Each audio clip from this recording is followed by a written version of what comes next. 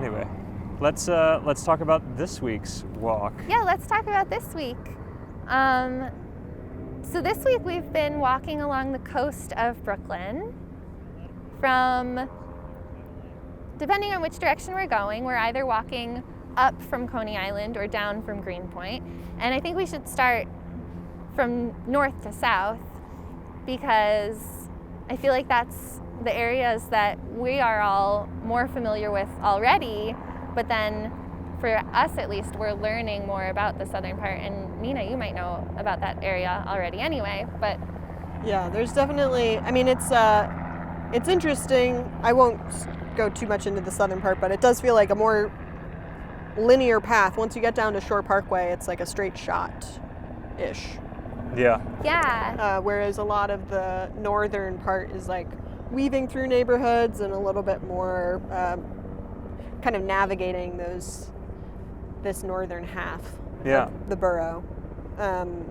Yeah, starting in Greenpoint, it's like, what's the like tip-off point? What's your... So on the route for us, we actually walk from our house out to Greenpoint. So we live in Bushwick, so we walk like out Central Ave and then over up to McGorlick Park and then north a little bit to get onto the coast. Okay. So where we're actually like linking up with the coast. Transmitter Park. Okay. Yeah. So really up at the top corner there.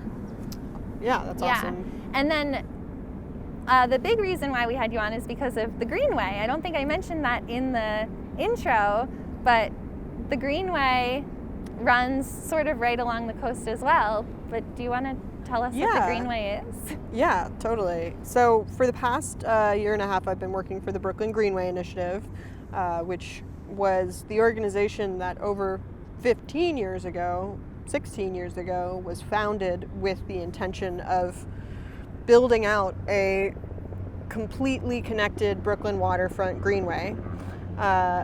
So there was specific areas that were kind of being considered for development back when the organization was starting, that different neighborhoods and community groups banded together and kind of said, you know, we don't want to make this more parking or another, 3-lane highway, but a walkway. We want there to be access. We want people to be able to enjoy this waterfront space.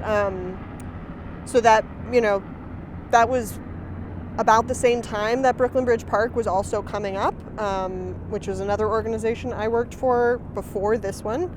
And both of those initiatives, combined with the right politicians and the right kind of grease on those wheels, created this beautiful waterfront park pathway that's kind of developed over time. And Bloomberg rezoned the area so that more parks and spaces were kind of encouraged to come up from that. So that's kind of the context, I think, of how the waterfront in Brooklyn particularly has come to be in this iteration that it has now. It was a lot of, before then it was a big shipping and manufacturing hub, as much of the city was, and being so close to the river and so easily accessible from Manhattan, that was kind of the main draw for folks. But as the borough has changed, so have its needs, and park space is pretty crucial part of that. Yeah. Greenpoint has some great spaces. Transmitter is really cool. There's Greenpoint Landing, which I don't know if you guys have been by. It's like, the outpost of Brooklyn Ice Cream Factory that's up there. It's like around the corner from Okay. it. Yeah. Oh, I think we did walk on there the other day. Yeah, you can also see there. the across the way Hunters Point in Queens. Oh, Yeah. okay, yeah. You can see that park from there. So That's cool. Yeah. Yeah, it's amazing how many different little extra spaces there are along the way. I mean, Totally. we're mostly taking advantage of the walking paths, and we're kind of moving through and occasionally stopping in one to eat a sandwich or Yeah. take a break or do a stretch or just to see it. But there's more little park spaces than like we can even get Yeah. to in a week. Yeah, there's a lot to. I mean, it's a great thing, but it's also a little, I think, a frustration to me that they're not all connected, or that they aren't all things that you can like walk through to the next one. But I guess that's what makes them each so distinct and unique, is that they kind of have only one access point, and the community and the circumstance of the view or whatever else is going on over there can change it. So, for example, up in Transmitter or at Greenpoint Landing, the view of Manhattan is like midtown, whereas we're viewing Right. downtown from Right. here. And that changes it in the Greenpoint community, like the influence of the Polish neighborhood folks and the new kind of developments there have also really shifted, I think, the way those parks kind of operate and who they're serving, so that's interesting. And then the parks along Kent and Williamsburg, like between Domino and then I guess Brooklyn Inlet Park, but also they just renamed it Marsha P. Johnson. Marsha P. Johnson. Yeah. Yeah, it's interesting. I think the state parks have made I don't know who instigated this initiative, but renaming or trying to name the state parks after influential people of color, which is really awesome. Yeah. Has that just been over the last couple months while there have been so many Black Lives Matter protests, or was that something that was happening I think it even might have before? been in process. I mean, Shirley Chisholm, which is at the bottom of Right. Brooklyn, was already named Shirley Chisholm before this, but it was also, it's a brand new park. It just opened the past year. Okay. So it might also be the kind of thing like that one opened, and then they were like, well, why don't we do the same thing with Bushwick Inlet, Like Right. it's already, nobody knows, or it's good to distinguish it more explicitly, giving that kind of name to it, as opposed to Bushwick Inlet, which just sounds kind of like a random location, Right. Right. Right. I guess it's nice too because it gives people, if they don't know already who these people are, then it gives them a chance to kind of research and find out. And if they do know who that person is, then Yeah. they just feel nice that they have a park named after them. Yeah, right. And there are so many parks named after so many people all over the country. Not enough for activists and folks that were not necessarily park people or politicians. Right. So it's a different. I met Chuck thing. Schumer in that park. Oh yeah. Yeah. did? Yeah, I was walking around just a random weekend day, and there were these magazines that were being given out somewhere else in Williamsburg, and they had these cutouts of Marlon Brando's face in the magazine. It was like a newsprint cutout, Uh-huh. and I cut it out, and then I was wearing it around the park, and then I ran into Chuck Schumer, and I was like, can I take a picture with you? And he was like, sure. And then, which honestly, I don't think he would do it now. His social media was not You don't as think like so? meaning. I just Well, he and was like, who are you maybe supposed to be? A newer. How many years ago This was is it? 2011, something Yeah, like I mean that. he's risen up in rank Yeah, since then. So Yeah. it's also He was like, already a senator by then, right? yeah. But he wasn't. Yeah, now he's like big time. He wasn't the minority Big speaker boy. of the House or Yeah. whatever. And so whatever he that was is like, that he- I think you're right. I think yeah, I that's think what that's it what is. it Yeah. he was like, who are you supposed to be? And I was like, Marlon Brando. And he was like, you're a little thin for Marlon Brando. And then, yeah, I got the picture, and periodically I make it my Facebook profile picture. I've seen that Nice. picture. Yeah. Now that you're telling the story, I remember Yeah. seeing that photo, and it's funny. You guys know, I assume you know, since you're walking through Red Hook, that On the Waterfront was based in Red Hook. Oh, the I don't movie think I- with I don't Marlon think I did know Brando? That Yeah. makes sense, Yeah. though. I Yeah. watched yeah, that I just could a have been couple years somebody. ago. Could have Yeah. been a contender. Yeah. Yeah, that's all here, which is like it feels so far away from like our reference points of Red Hook, or Yeah. like Yeah. being here now and being like, oh, that story is supposed to be about. I can't relate to the like greedy working class Marlon Brando that would have lived in Red Hook. I don't know them personally. Yeah. But it's a cool idea Yeah. to think about. Yeah, it's interesting. I mean, I do think that Red Hook still has a little bit of that.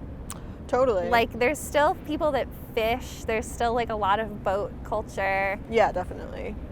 But the boat culture is like, it's some industry, but it's also just like people that ride boats or like live on a boat or kind of go to Burning Man on their boat or something like. Right. Go to Burning Man Well, on and their it's boat. Yeah. like, it's always this kind of like, that's a Hollywood glamorized version of Red Hook from that era. Right. That we then have to like retranspose to now, that some people probably are living out that fantasy, but other people are probably totally ignorant of it. Right. Yeah. There's that, what's the other section? I think it's Red Hook, but also where we walk through that kind of like Main Streety, you know, where we talked about it one of our first podcasts, because one of the actually noteworthy things about this walk is that the first half to maybe even 2/3 of it is a replay of our week 1 walk, which is First Impressions right. North Brooklyn. You're But talking about Columbia Street Waterfront. Columbia Street Waterfront, yeah, which is not, it's like Red Hook adjacent, right? But I don't Right, know. it's like Is Carroll it like Gardens, Cobble Cobble Hill. Okay. Yeah. Border, but it's really a no man's land between Brooklyn Bridge Park, Brooklyn Heights, and not Brooklyn Heights. No, yeah, Brooklyn Heights and Red Hook. Yeah. It's kind of a gray area. But what I was going to say is there's something about that area and Red Hook as well, to an extent, that actually kind of has more of a New England maritime vibe to me, that like, or maybe even like South Street Seaport-y a little bit. Sure. That is, over in Manhattan. That is, unique to Brooklyn, at least presently. I can't think of any analogies to that anywhere else along the coast. To the way that it feels down there? Yeah. Like there was, I guess, I mean, I'm sure it felt very gritty at some point too. And then it got rehabbed, and like basically when they burnished it up, that was what was left, you know, was this kind of, I don't know. It reminds me of, it's industrial shipping, but then now the shipping has fallen apart, kind of, so it's not as active. It's kind of like a skeleton of what it was. Yeah. And there's also like lobster houses and, you know, places to Oh yeah, maybe the lobster that. I mean, pound. that is what I think of when I think of New England waterfront. well, But and then particularly that Columbia Street area, I doubt that this is the architecture style, but it's like kind of like Federalist, kind of like these stout brick houses, you know, something about that reminds me like more of a Rhode Island vibe. Right. I will say the offices of Brooklyn Greenway are on Columbia Street. Yeah. That area, the stretch along the waterfront specifically, there's like a beer distributor that's on the corner between Brooklyn Bridge Park and then Columbia Street, but after that is all Port Authority buildings. Oh, so, okay. Port Authority, or it's like, I don't really know what to make of the Port Authority agency. It's a different specific thing. It's kind of more. It kind of goes in between New Jersey and New York. Like it kind of crosses those state lines. But that, I guess, might be why structurally. And I think it was built kind of like 70s, 80s into that. So maybe that's my estimation of timeline. So maybe it's the architecture from that time frame as well. That gives you those feelings. Yeah. Sort of. Yeah. I don't know. It's always the something about the waterfront is just that it's always shifting. You know, it's always a constantly kind of evolving space, which is special, but also like makes it kind of hard to pin down and complicated to like really set in stone or make like established landscape for. Right. BBP is also like this park space has evolved a lot over the past 10 years, but it's also the kind of thing, due to climate change, due to industrialization, like who knows how much of it's gonna stay the same in another 10 years. Like it might be around and it might stay similar, but I'm also fully anticipating at least some of it just like becoming it totally repurposed in another way that we don't know yet. Right. Which is cool. Was that ever something that you took into consideration, or that the organizations you worked with took into consideration, like creating like flood barriers or anything like that when you were doing the greenway or the park? Yeah, I mean, I was mostly dealing in operations with BBP, so I was kind of the contact for staff and making sure that everybody had what they needed to do their jobs across all departments. But there is like a capital projects team that was building actively, managing construction projects within Brooklyn Bridge Park that I would work with to know when there was load in and load out needed for that, or when the construction work of a certain area would be done, which would affect the staff, like in terms of where they could be working, or if we needed signage, or how we wanted to redirect people away from that space, and how long that was going to be in effect. And that, I think that's a perpetual priority for the park. I can share two specific projects. One I know is that there's certain areas, actually over here, we'll pass it. There's these jagged rocks, which are also known as riprap, which is supposed to be kind of a flood barrier. Oh. For waves if they crash up, or the water levels get higher to kind of like absorb some of that water, provide a subtle barrier. Okay. And there's a certain area between Pier 4 and 5, or there is no Pier 4, but there's a certain space where there's riprap that like is supposed to deal with tidal flooding and go underneath this walkway. Oh, okay. And then it'll go back out for storms. So that's one consideration architecturally and developing landscape wise. And then another one is that all of these piers were built before they were also part of the Port Authority complex. And when the piers were originally constructed, they were on wooden piles. The wooden piles obviously cannot sustain themselves forever. So there's a huge underground or underwater multi-million-dollar project happening currently for all of the piers to essentially replace these piles with more strong, sustainable, like cement pillars, or like fill them in and wrap them in a way that they won't rot out and fall. Because if you build a park on top of wood pillars, you want to make sure that they stick around. So it's kind of a crazy project. We might pass some divers or like barge where you'll see the construction. It's very gray because you might have passed it. I did notice that this week. I had no idea what was going on. Yeah, nobody does. It's one of those like funny kind of like, it's not a secret because like it's a public it's a public initiative and it's city funded, but like it's also the kind of thing that's not really obvious to anyone looking at it, because why would you know what's going on? Yeah. Right. So I almost wonder why.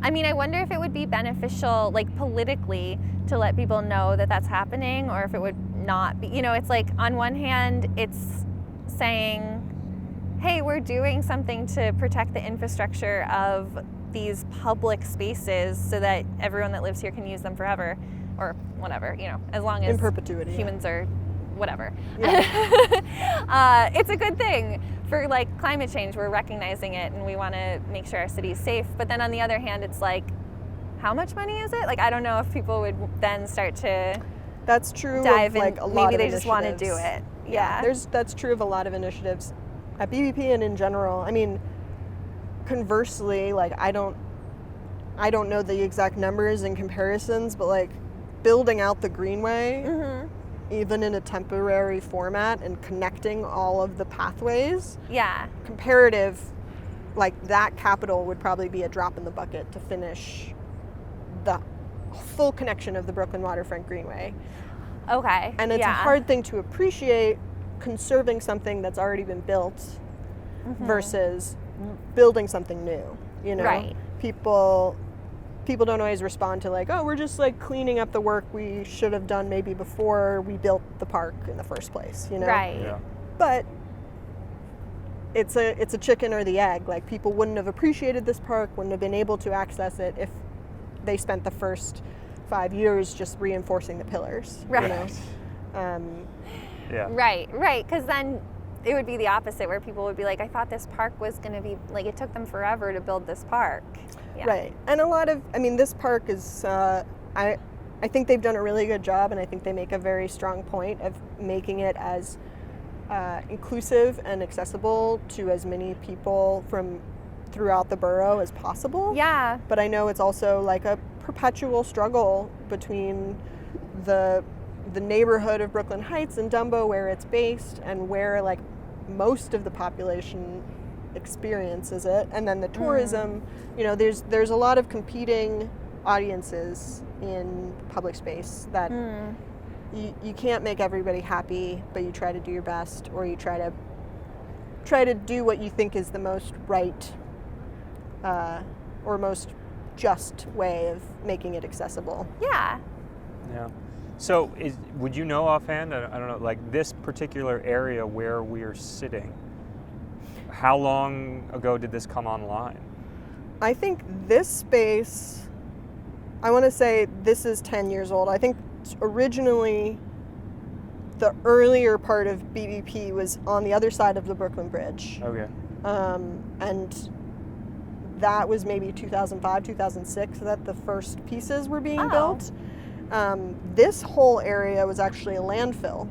Yeah. This pier in specific, because it's much wider than the piers beyond it. So I think this is all really a landfill, Pier 1. It was also like on the other, there were like a few different park spaces. There was the Dumbo Playground and Park there, but then there was also Empire Fulton State Park, which was a state park. Okay. And it got absorbed into BBP and like traded off. So there's different jurisdictions that kind of came together and like made this collective land one coherent space that it wasn't necessarily to begin with. So, but Pier 1 is a former landfill. That much I know. And I believe it's 10 years old this year. So. Yeah, because I mean, I've been here in the city more or less for like 11, 12 years, something like that, 2008 or thereabouts. And, you know, I just started, most of that beginning time I had a car. And I just always remember driving along the BQE and just seeing construction always here and being like, well, that's going to be something someday, you know? And then I never really, or at least in my world, it was never like a fanfare of like, oh, something's open. It was just all of a sudden it was like, oh, it's like this thing just appeared. But it didn't really it just appeared in my world. It had been worked on intensely for a long period of time. I do remember, I think we were even talking about it on the way down here, but I do remember like when we lived over there, like in one of those buildings right there, in 2009 into 2010, I think was when I really understood that something was happening here. And I remember walking across the bridge to check out Brooklyn Bridge Park for the first time. Yeah. And that was when it was only like a little chunk right near the bridge. Yeah. But yeah, also then living in Gowanus and riding on the BQE a lot. And I guess, because it was under construction, like it just kept expanding and expanding. And I didn't even realize how big it had gotten until we started walking through it. You know, when you were working here, you would reference Brooklyn Bridge Park all the time, and I knew it as like what I had in my memory from like whatever 2009 to 2012-ish. Yeah. And now I actually understand what it is that you were talking about that whole time. Yeah, it's also strange because like it's all of this. My experience with the Greenway and with BBP is that, you know, they're linear-ish spaces, right? Like this park is made up of piers. It's not like Prospect Park or Central Park that's like a chunk of land in the center, right, with stuff around it. It's like this is the edge that it's walking, and in a certain way it's because you can wrap around it and there's no like real boundary, except the boundary is the water, but like there's this way that it becomes more expansive than you know, because you have this view, or because the water is like one half of it, that you experience it differently than I think I have, at least with Prospect Park or Central Park. You know, you walk through those spaces, and on either side you're like, okay, now we're not in the park. Right. Whereas Brooklyn Bridge Park, kind of like, you dip in and out of it, and you might not even realize that you're in it until you're out on the water, and you're like, oh, now we're really in it. Right. Yeah, especially like if you go to one of those restaurants down at the southern end there. I feel like I have gone to that Fornino a couple times, and whenever I'm invited to go there, now I've been there a couple times, and I'm like, oh yeah, that's that nice restaurant in the park. Right. But I think the first time I got to the park, or to the restaurant, and was like, am I in the park? Am I not in the park? I don't know. It's really nice. Right. And it is. It's cool. Yeah, and some of it is also like, because this park and its model is very unique. I don't know if like you guys or if I've explained it, or if I should re-explain it, but some of the buildings in the park are technically part of the park. So one hotel, Pier House, these are residencies that part of their construction and part of the property tax contributes to the park. Oh, so, that's cool. Yeah, it's awesome. And I mean, obviously for the people that live there, it's an amenity to them, but it's also this kind of strange dynamic, because it's like, to some people this is their backyard, you know? Right. So it changes their relationship to the space, for better and for worse, depending on the circumstance. Yeah.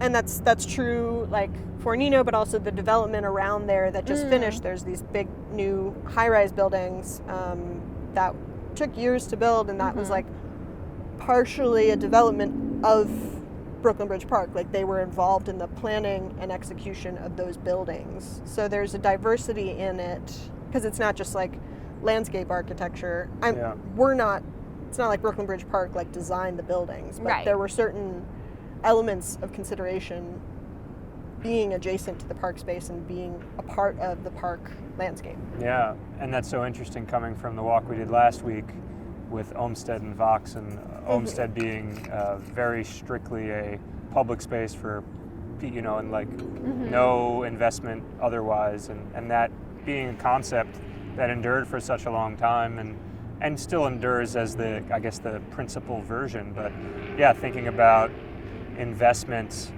in a passive way as a way to sustain a park is interesting as well. Yeah. I mean, in terms of access and upkeep, obviously you want the public to appreciate and enjoy the space, and it makes it much more rewarding, I think. Like, who wants to go to a park where no one can, only like certain people can go to? That feels really horrible. Yeah, of course not. But for the amount of landscaping, the amount of cleanup and maintenance, it's not a sustainable model to make it exclusively public, especially if the taxes don't really reflect that. Like, you know, depending on the city budget and the priorities of that, this kind of insulates at least BBP some of the economic instability of the time, Yeah. which is and great. somewhere like, I mean, I'm not as familiar with Prospect Park, but with Central Park, that's getting a lot of private donations in order to run as well. And so this Right. idea that it's somehow exclusively a public enterprise is not entirely accurate, Right. Yeah, it's always a dynamic, I think. Like the conservancies that are associated with both Prospect and Central Park are a huge benefit to their spaces. Yeah.